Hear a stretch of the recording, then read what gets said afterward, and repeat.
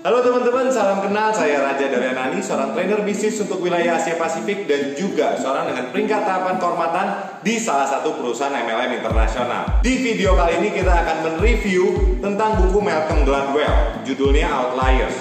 Nah, buku yang saya pegang ini adalah dalam bahasa Inggris dan mungkin versi yang Anda beli, jika Anda belinya dalam bahasa Indonesia, mungkin sampulnya sedikit berbeda. Tapi di video ini kita cuma akan membahas sedikit kulitnya saja tentang mengapa buku ini sangat recommended banget dan mengapa Anda sebaiknya secepatnya membeli buku ini. Dan bukan cuma membeli sih, tapi membaca juga.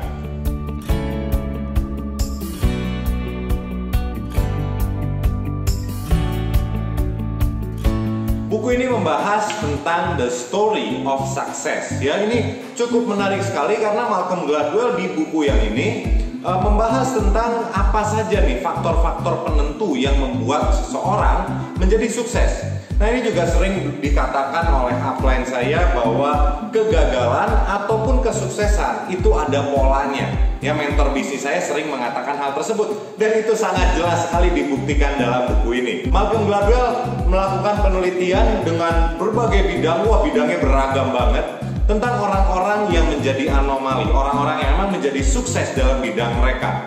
Dan ditemukan bahwa ternyata yang namanya kesuksesan maupun kegagalan itu semua ada polanya. Jadi kita bisa mencegah musibah ataupun kita bisa membuat kehidupan kita menjadi sukses kalau kita mengikuti track-track tertentu. Ya, jadi di buku ini ada beberapa kisah yang Malcolm Gladwell bahas dan saya nggak bakal bahas semuanya karena balik lagi kalau saya bahas semuanya nanti Anda malas lagi baca bukunya. Tapi bukunya sangat recommended sekali. Kita hanya akan membahas beberapa kisah-kisah yang dibahas di buku ini. Buku ini juga sangat menjadi terkenal sekali karena Malcolm Gladwell di sini membahas tentang aturan 10.000 jam.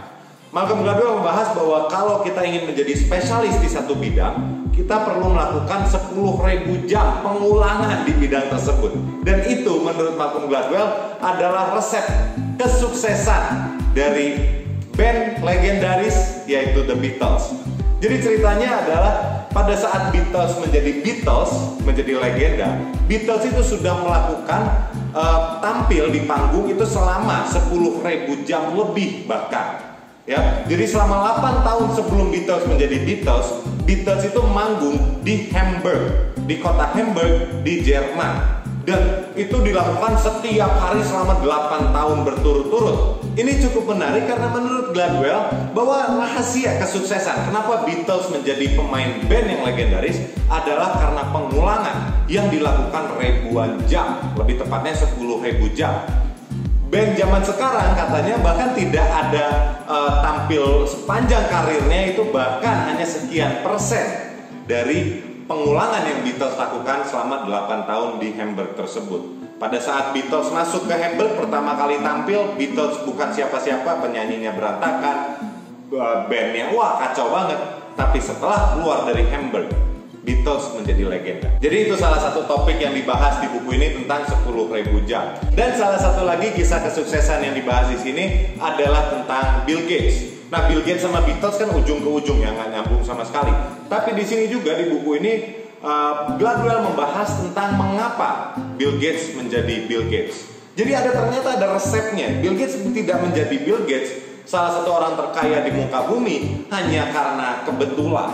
Jadi ternyata Bill Gates bisa mendirikan perusahaan Microsoft, bisa membuat Windows, itu karena ada beberapa hal yang Bill Gates lakukan. Nah, itu juga dibahas di buku Outliers ini. Jadi sangat recommended sekali kita bisa melihat sudut pandang yang sebelumnya kita bahkan mungkin tidak kebayang sama sekali. Ada lagi kisah, ini banyak banget kisahnya, hampir setiap bab ini kisahnya sangat menarik.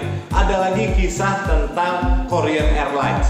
Ya, nah ternyata di tahun 80 atau 90-an, saya nggak ingat dengan jelas, dengan pasti, Korean Airlines, salah satu maskapai penerbangan yang cukup ternama saat ini, itu mengalami kondisi yang sangat buruk sekali. Bahkan kalau saya nggak salah ingat, pemerintah Kanada bahkan hampir melarang Korean Airlines untuk mendarat di Kanada karena saking banyak kesalahan-kesalahan yang Korean Airlines lakukan. Pesawatnya itu sangat rentan sekali untuk kena kecelakaan atau musibah. Dalam sekian tahun musibahnya banyak banget, kendalanya, masalahnya banyak banget itu Korean Airlines.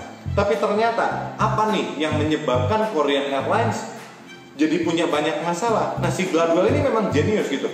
Beliau meneliti, dibedah itu satu-satu kesalahannya dan ditemukan sebuah resep yang sangat magic.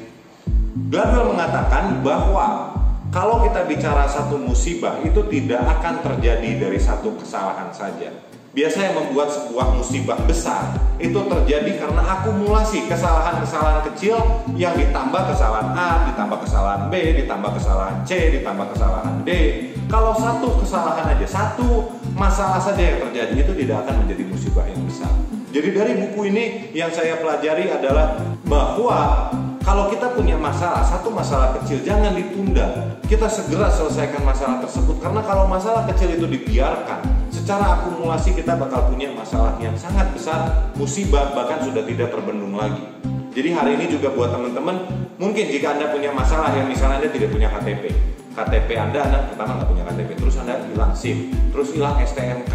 Wah, terus tiba-tiba pas ada razia, wah itu kan bermasalahnya sangat besar. Tapi kalau Anda hanya tidak memiliki satu item, Anda hanya tidak memiliki STNK, atau Anda tidak punya SIM, atau Anda tidak punya KTP, salah satu saja ya mungkin oke gitu. Tapi kalau tiga-tiganya akumulasi, kan jadinya masalahnya lebih besar.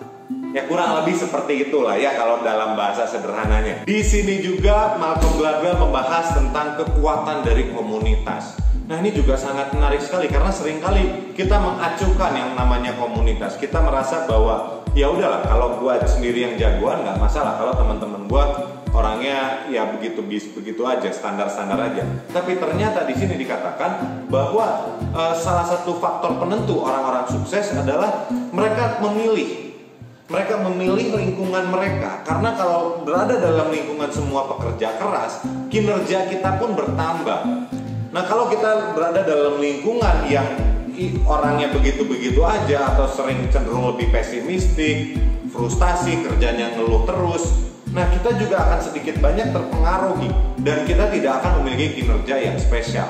Jadi di sini juga beliau menjelaskan di salah satu babnya tentang sebuah sekolah pendidikan yang memang murid-muridnya itu dipaksakan untuk bekerja di high level performance. Dan itu menciptakan bahwa kalau pada saat si murid-murid ini bergaul dengan murid-murid sekolah sebelumnya, itu sudah nggak nyambung lagi walaupun dulu best friend. Tapi pada saat satu sudah di super performance, yang satu masih di biasa-biasa, kinerjanya beda, moodnya beda. Karena yang high performance, orang yang bisa berprestasi dengan tinggi, itu selalu pengen ngejarnya teman-teman yang berada dalam high performance juga, dengan performa tinggi juga. Jadi di sini juga kita belajar pentingnya, kalau kita ingin sukses, pentingnya kita memiliki lingkungan yang juga berada dalam zona yang sama, yang high performance. Dan salah satu hal terakhir yang saya akan bahas, salah satu bab terakhir, yaitu tentang warisan, tentang legacy. Apa yang kita mewariskan kepada anak dan cucu kita. Seringkali kita berpikir bahwa warisan hanya berbentuk dalam nilai uang, rupiah, barang, emas, tanah, dan lain-lain. Tapi ternyata untuk kita melakukan perubahan dalam kehidupan, ya mungkin itu tidak cukup dalam satu generasi. Begitu banyak orang sukses yang berasal dari keturunan yang memang tipenya pekerja keras. Bahkan kadang perubahan itu tidak cukup dalam satu generasi. Membutuhkan generasi pertama memiliki mental pekerja keras, mental mengubah kehidupan, dan itu akan diwarisi sama anak cucunya. Dan itu menurut saya, dan menurut mungkin Malcolm Gladwell juga, adalah warisan terbaik yang kita bisa berikan untuk anak dan cucu kita. Pada saat mereka menyadari bahwa untuk meraih kesuksesan membutuhkan kerja keras. Nah di situ indahnya. Ya, jadi kita bukan cuma bisa mewariskan uang, kita bukan cuma bisa mewariskan harta, tapi kita bisa mewariskan etos kerja. Dan itu akan memberikan dampak yang sangat signifikan sekali.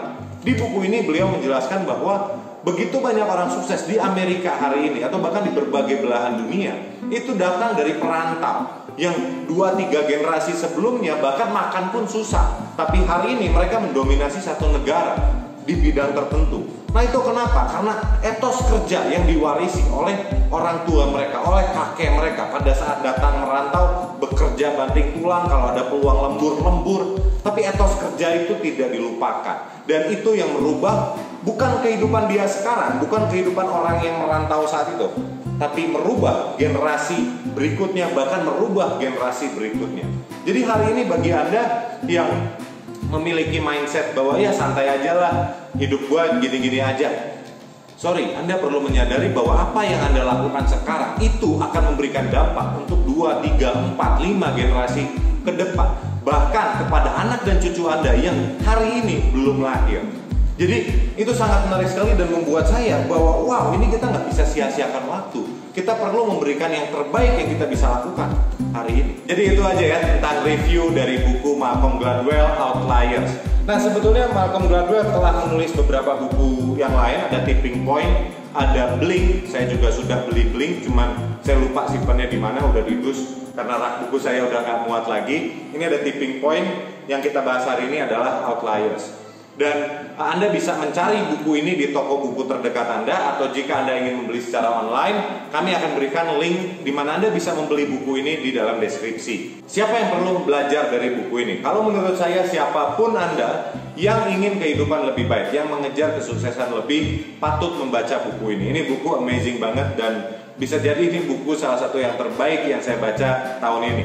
Ya, saya pasti akan mengulang buku ini lagi dalam beberapa bulan ke depan karena impact yang diberikan sama buku ini itu sangat dahsyat sekali. Dan sekali lagi saya menyarankan Anda, siapapun Anda, ketika Anda menonton video ini sampai sini berarti Anda sudah cukup serius ingin belajar atau ingin memiliki kehidupan yang lebih baik. Buku ini super recommended sekali dan buku ini cukup cepat walaupun agak tebal dan tulisannya nggak begitu besar ya. Saya cepat sekali menghabiskan buku ini karena sangat interesting sekali, sangat menarik sekali. Dalam beberapa hari saja baca satu bab itu kayaknya satu hari satu bab juga kayaknya rasanya kurang gitu, pengen lebih karena ilmunya super luar biasa sekali. Jadi itu aja yang bisa kami bahas tentang buku Outliers di review buku kali ini. Kami ada beberapa video yang mungkin sangat bermanfaat untuk Anda. Anda bisa tonton di sebelah sini maupun di sebelah sini. Saya Raja Darenani dan saya sangat tertarik untuk bertemu dengan Anda di pertemuan-pertemuan berikutnya. Bye-bye.